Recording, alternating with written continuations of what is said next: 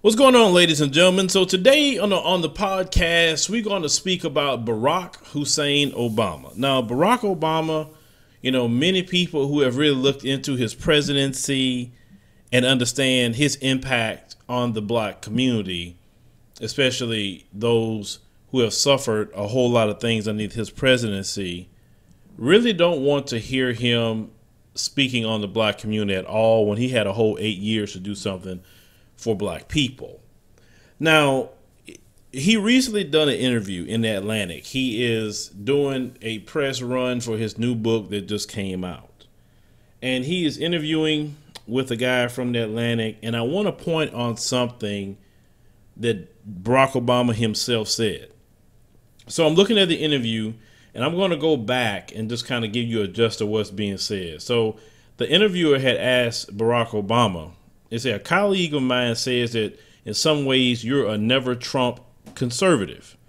And he responds, Barack Obama, I understand that. He said, that's a sense of probity, honesty, responsibility of homespun values that I admire. That's the Kansas side of me. My grandmother's a stand-in for that. Now, he's not talking about his black Kenyan grandma. He's talking about his Mzungu grandma. He said, the folks we celebrate in Normandy, including my Uncle Charlie, who was a member of one of the units that liberated parts of Buchenwald, is that those who were men who, whatever their limits, whatever their constraints in terms of their emotions because of what they were told they could and couldn't feel and be as men. However, their relationship with women was all skewed by this. They sacrificed for others and they never bragged. And certainly they would never make cheating others or taking advantage of them a calling card. So I guess the answer to your question is, I'm not surprised there's a market for populism, not just in the United States, but around the world. Globalism is. And he stopped right there. So he said, you surprised by the horse populism rolled in on? So this is what I'm about to focus on. He says, yes. He said, and this is an indication of parts of popular culture that I've missed. He said, it's interesting. He said, people are writing about the fact that Trump increased his support among black men. Now, he actually increased his support among black women as well. You remember we had covered that. Black women's support went from 4% to 9% for Donald Trump.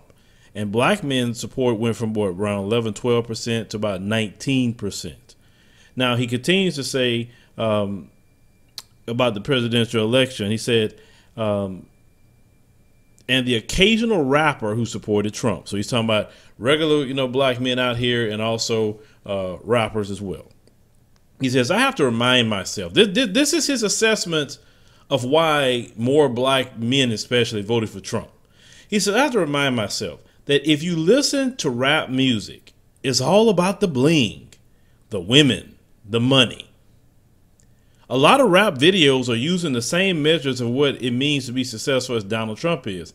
Everything is gold-plated. That insinuates itself and seeps into the culture. I mean, listen to that.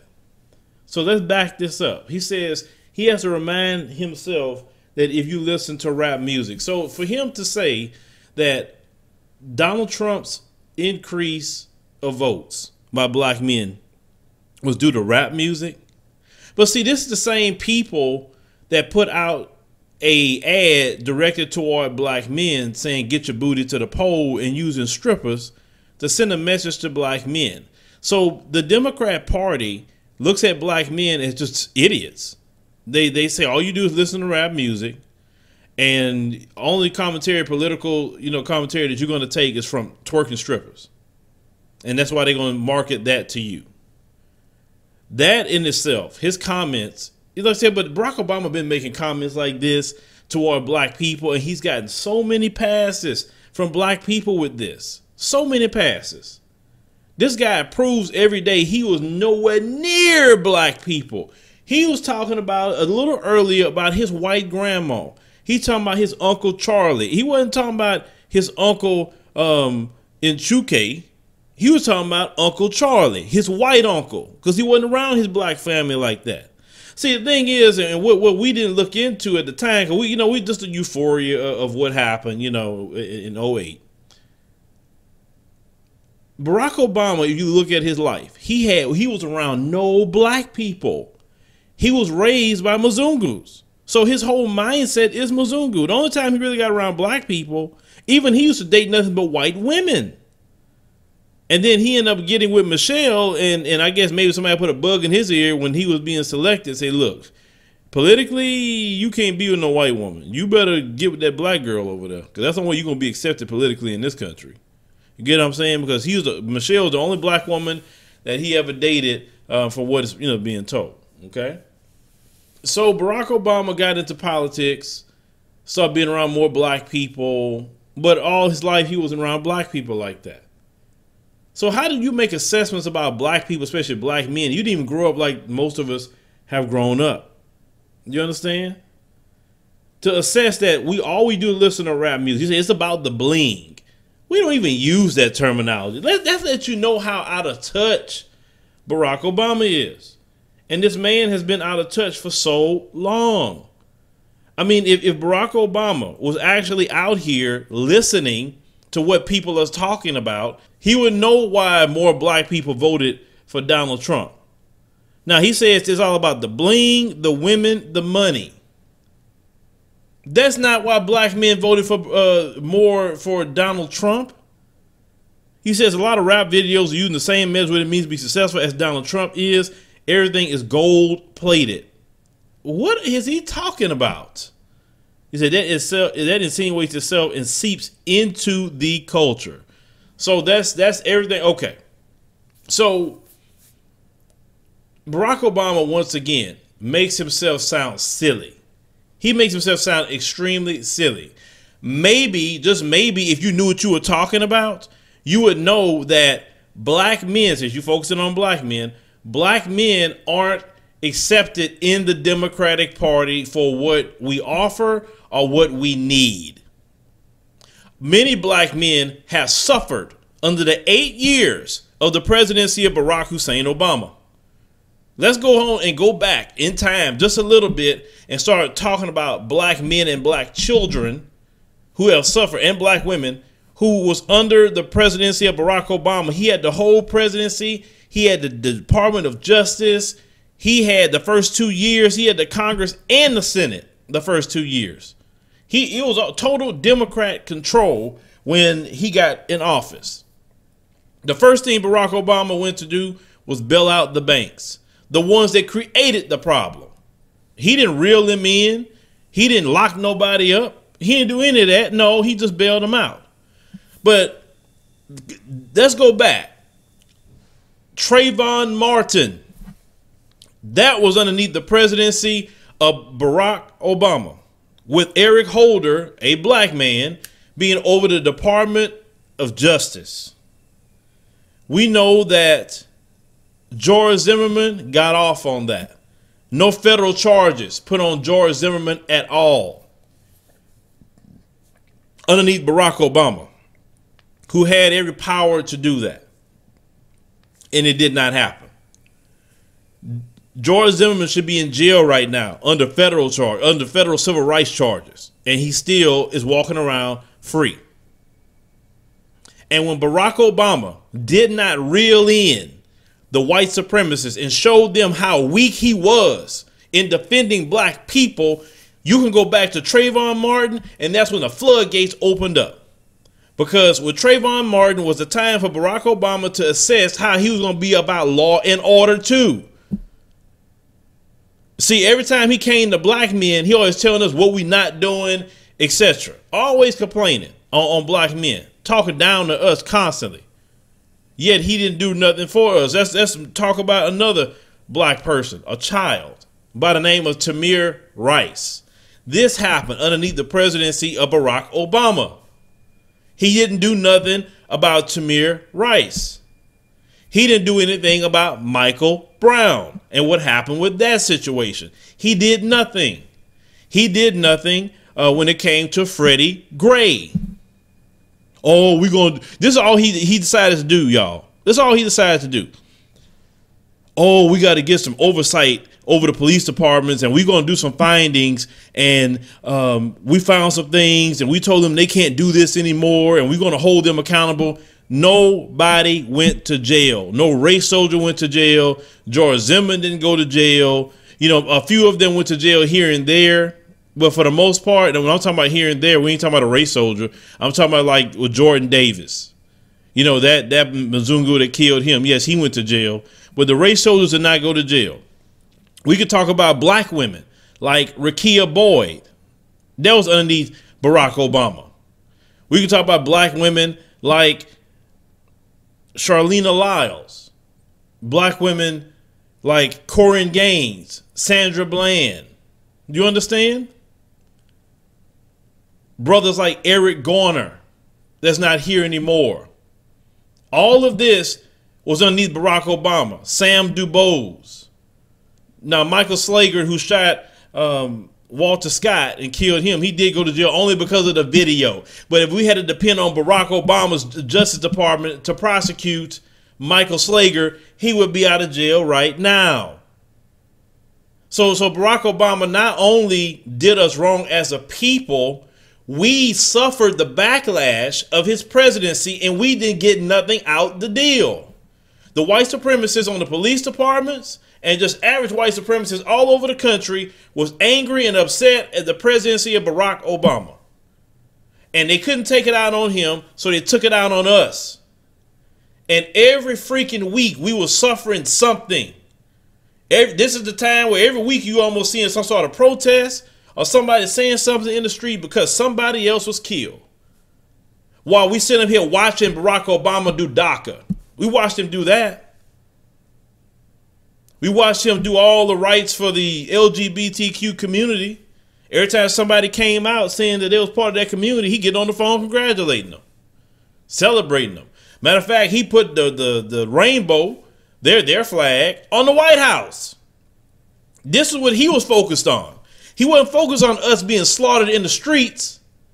He wasn't focused on black men and black women literally suffering because of him being in that White House. He wasn't protecting us. He didn't protect us at all.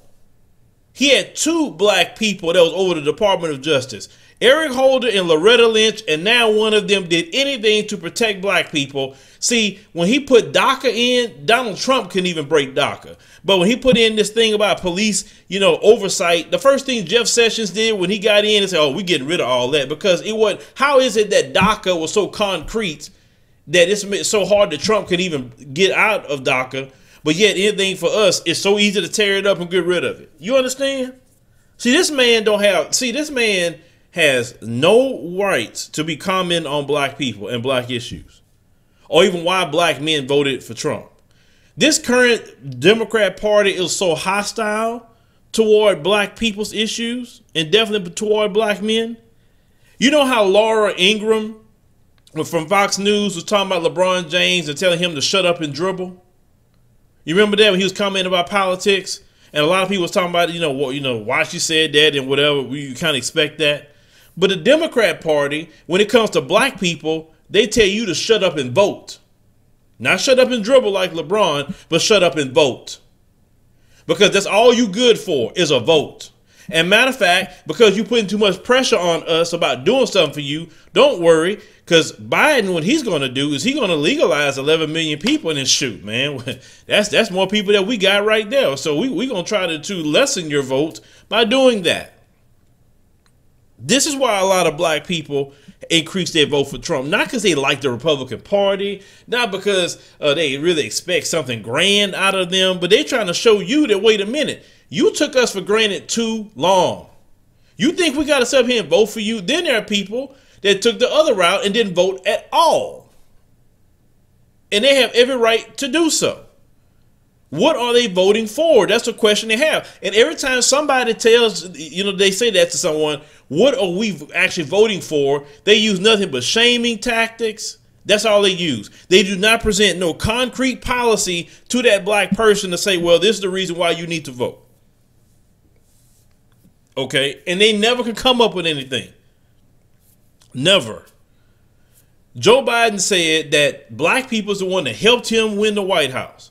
But he said within his first 100 days that did he ever say, hey, you know what? I need to make sure that HR 40 get signed and passed. And then after that, after y'all, come up with that number, I'm going to sign reparations. I'm ready. because y'all helped me for years, and that's the least I can do is set, everything right. No. He didn't say that. What did he say? Within his first 100 days, that he's going to try to legalize 11 million people that came to the country in illegal means. He don't care. Listen, it's already written. They don't care about us. So why do you think that black people are saying, you know what, forget y'all. I'm going to either do a protest vote or sit it out. See, that's why the increase happened for Donald Trump in this election. And this is why some people are saying that, well, maybe they did cheat him. We don't know. I said, because how is it he got more votes for the last time and even more black people voted for him and he still lost? Now, I know there are a lot of the Trump voters that voted for him the first time didn't vote for him the second time, but the reason for that is the coronavirus, because I looked at the CDC numbers that they last put out, broken down by race, and 56% of the deaths from coronavirus is in the Mzungu community. Black people only represent 19% of the deaths. So COVID is more of a threat to the Mzungu community. Yes, it's a threat to the black community too. It's a threat to anybody. But what I'm saying is more deaths has happened in the Mzungu community, and a lot of them will say, oh, hell no, I got to get out here and vote and get him out. There's a lot of, Mzungus last time did not vote at all. And those people got up and said, no, he got to go. So you have a kind of combination of people coming out to vote that sat it out the last time, or people that voted for him the first time were just mad about COVID and the way that he handled it, and they went vote against him. Because that's called what it is. There's more of them in this country than us. It's just that's true. But my issue is we as black folks cannot take any kind of steps, any kind of political commentary from these people right now in the Democrat Party. See, let them keep talking like that. You just keep saying that it's rap music. Go ahead, like all black people listen to that. Like all black people are so silly and dumb that they can't think for themselves in politics. Keep believing that. And you know what's going to end up happening? Y'all following this. And listen, Joe Biden, I'm watching all the people he putting on his cabinet, y'all. And it is literally corporate status quo. And listen, when they say we're going to go back to what it was, listen, if you go back to what it was, we were getting killed more underneath Barack Obama. Is that what we need to go back to? That's call it what it is. Say what you want to say about Donald Trump. I have not seen this many shootings in the community by these race soldiers as I saw during the presidency of Barack Obama. I do news. I would say if it happened, and it did not happen. So what are we gonna go back to? See, underneath President Donald Trump, everybody was getting that work. Everybody. No, what you want to go back to is everybody doing good and only black people suffering. That's what you want to go back to. You want us to suffer every day, while everybody else can look at us like, "Ooh, boy, that's messed up for them black people." So it sucks to be them. You get what I'm saying? That's what they want to go back to, brothers and sisters. That. They have no respect, that party. And you even look at the guy who's running that party. Remember, it was Keith Ellison. He ran to be the head of the Democrat Party. And it was that Tom Perez guy, the one that's anti-reparations. And Barack Obama was anti-reparations as well. Barack Obama didn't put in and say, you know what, I think Keith Ellison would be good, because Keith Ellison been, he's been attorney general, he's been in politics a long time. Oh, no. He supported Tom Perez and not the brother. That's what happened. They talk about black people or even black women as the backbone of the Democrat Party. When it was time to put somebody black on or put his support behind somebody black, he chose Tom Perez. They mentioned reparations. He was like, we got to shut this down. I don't want to talk about no reparations. Because the way it is for black people in this country, the only way black people can get something is everybody's getting it too. But we look at everybody else. When they get something, they don't say no and. Like when they give something to Native Americans, they don't say Native Americans and black people. When they give something to Latinos, they don't say Latinos and black people. But when it's black people, it's black and Latino, or black and women, and Native Americans. Always an and at the end when it's time for something for us. Have you noticed that? Always an and. But everybody else, you can just give them something, and black people still don't say anything. You get what I'm saying? But the one little thing that we tried, the little things, everybody complaining, people suing, trying to stop it. Maybe, just maybe, black people, hear me on this. Just maybe we need to start acting like everybody else. When they start having all these bills and things for these different groups, maybe we need to start suing too and saying that's discriminatory. You give them money, but you don't give us anything. You can't target one group and give them government resources and not give it to everybody. This is what they say when it comes to us. But when they're giving all this money to everybody else, everybody take it and go on and enjoy it. But the moment they want to, somebody even mention to give something to black people, just even mention it, it's a problem. It's wrong. We as black folks got to start calling that mess out, brothers and sisters. We got to start saying who's saying it's wrong, who's complaining. We also start naming names and running them through the mud. And if they say, and like this, if you're not gonna give nothing to black people, well, you know what? We need to start taking the same measures and start attacking everything you want to give to other groups of people too. If you're not giving it to all people, then don't give it to nobody. How about that? So you want to legalize all these different people? Well, that's not right. I mean, shoot, it's things that we need in the black community too. Because see, the way they feel is if we get something, everybody got to get something. So that's that, lift all tides, raise all the boat deal. No, No. So they talk about some Asian empowerment bill. You're going to say, oh, no. Everybody got to get something.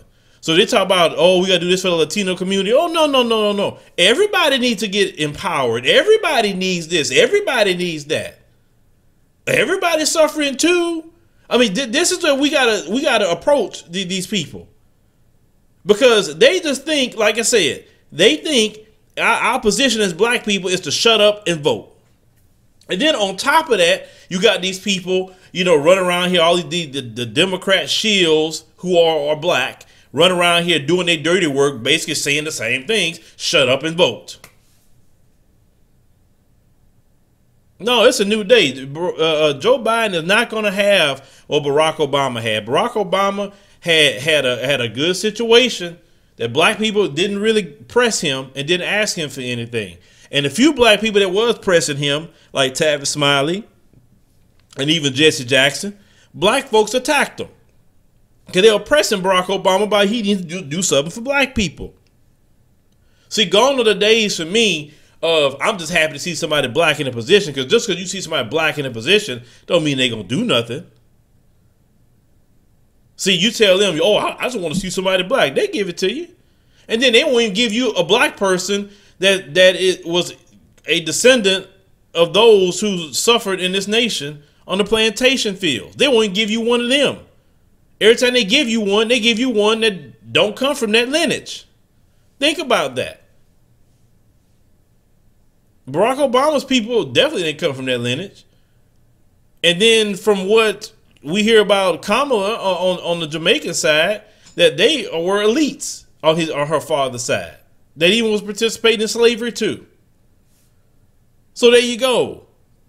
They still have not, they may have a black first lady that is a descendant of enslaved Africans on this land.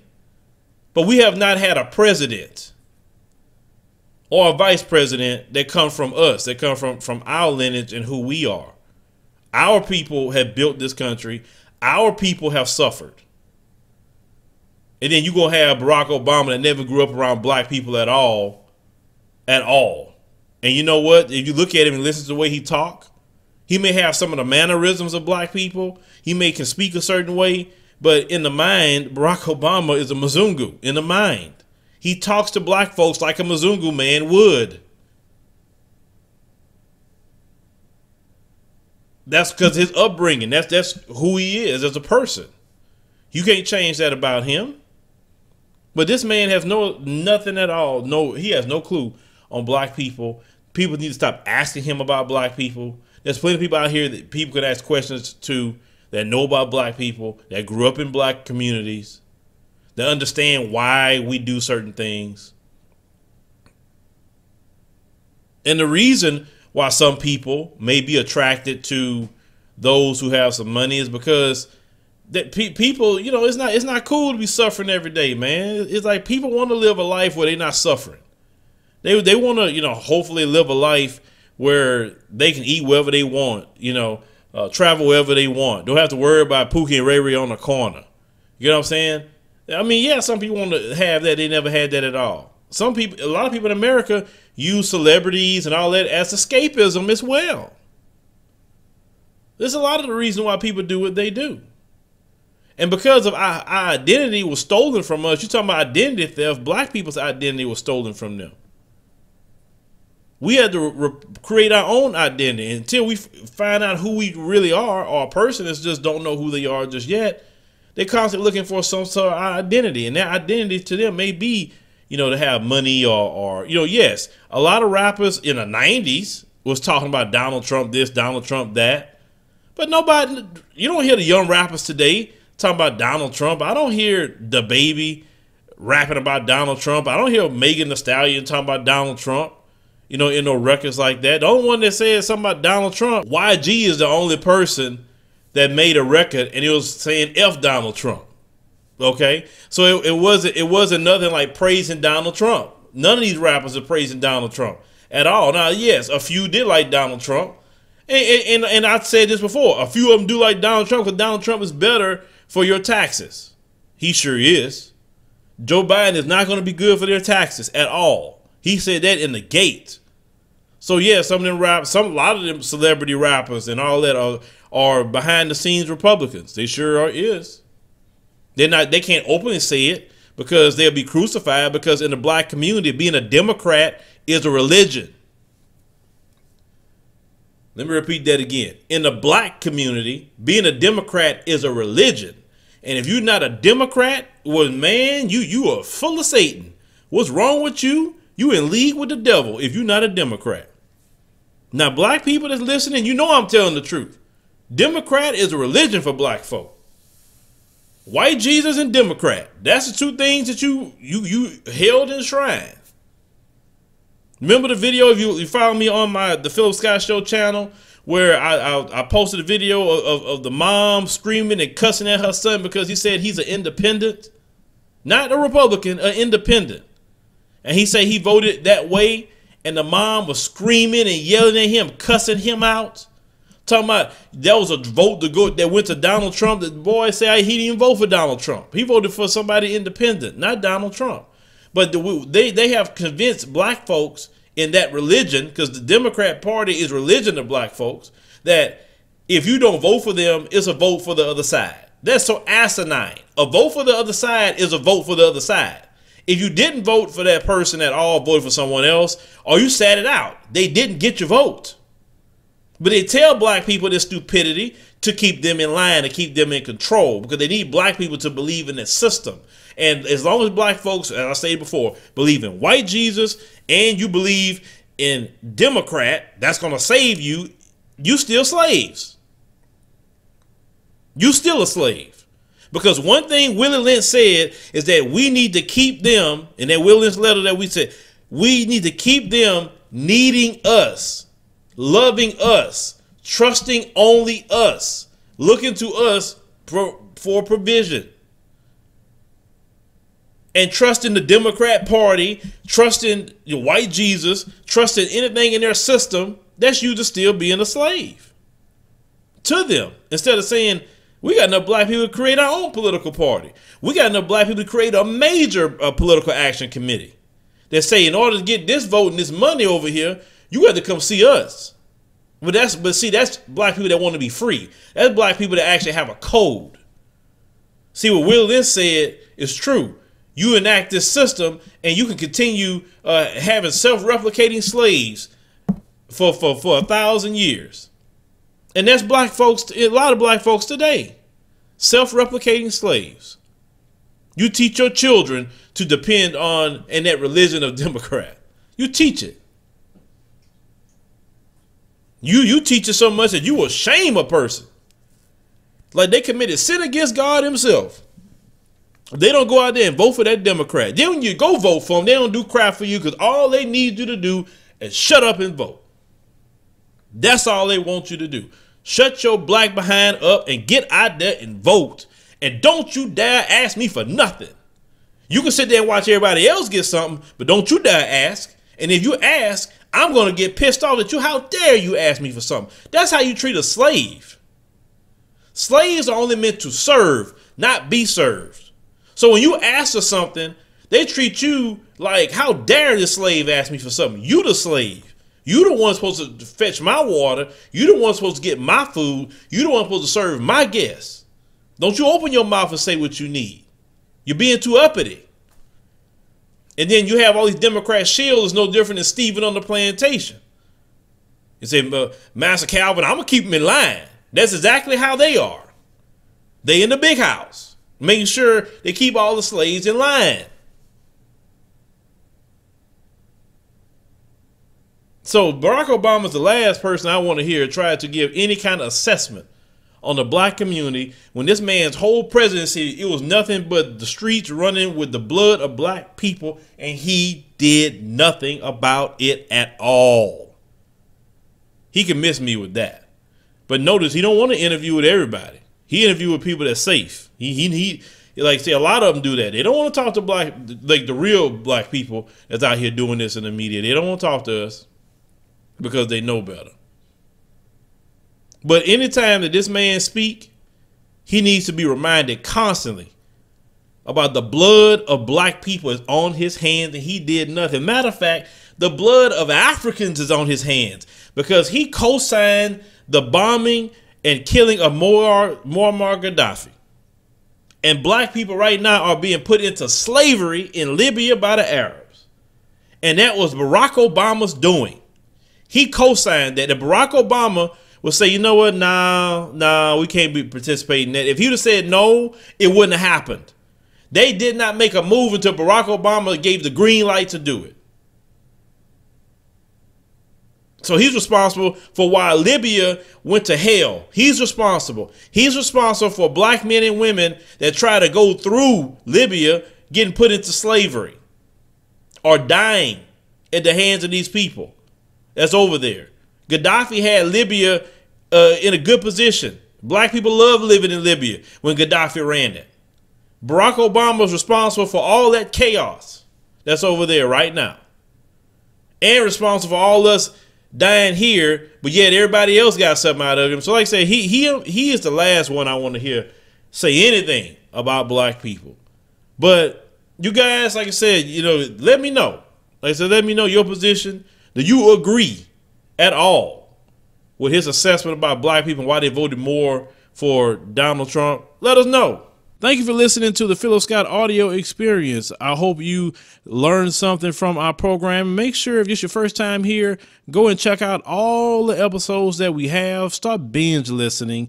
That way you can get acclimated to everything that we're talking about. If you like our show, and we would greatly appreciate you liking the show, support us monthly. You can do it as little as $1 or more. Support of the show helps us to keep going, helps us to change, upgrade, buy equipment. You know, eventually we're going to start bringing guests in, and we want to make sure we put on a great show for you guys. So support is definitely something that we greatly appreciate. We definitely appreciate all our supporters that we have now. We love you. We cherish you. Thank you for everything that you're doing. See you next time.